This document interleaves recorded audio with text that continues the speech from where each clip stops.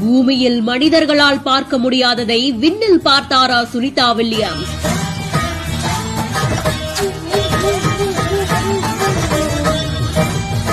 ஒரே நாளில் 16 முறை சூரிய உதயமா? பூமி சுழல சுழல புது வருடத்தில் நடந்த அதிசயம்.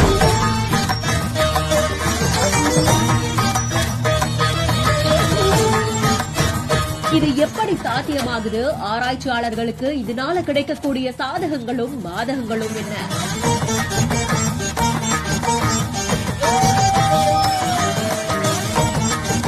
விண்வெளி ஆராய்ச்சிக்காக கடந்த வருடம் புட்ச் வில்மோர் அவர்களும் இந்திய வம்சாவளியை சேர்ந்த சுனிதா வில்லியம்ஸ் அவர்களும் பூமியிலிருந்து சுமார் 400 கிலோமீட்டர் உயரத்துல இயங்கிட்டு இருக்கிற இன்டர்நேஷனல் ஸ்பேஸ் ஸ்டேஷனுக்கு போயிருந்தாங்க.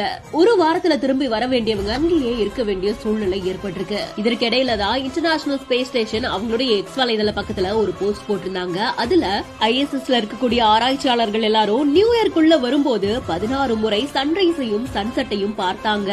அங்கிருந்து எடுக்கப்பட்ட போட்டோஸ் அப்படின்னு சொல்லி சில போட்டோஸையும் ஷேர் பண்ணிருந்தாங்க. பூமி சுழல நட்சத்திரங்களுக்கு கீழே சூரியன் உதயமாகிற காட்சி பார்க்கறதுக்கே அவ்வளவு அற்புதமா இருந்துச்சு. வானத்துல இருந்து புது வருஷம் பிறக்கிறத பார்க்கறதுன்றது யோசிச்சு பார்க்கறப்பவே வியப்ப தர ஒரு விஷயம். ஆனா இது 16 முறை ஒரே நாள்ல நடக்குது அப்படின்றது இன்னமும் நெட்டிசன்கள் மத்தியில ஆச்சரியத்தை ஏற்படுத்துச்சு.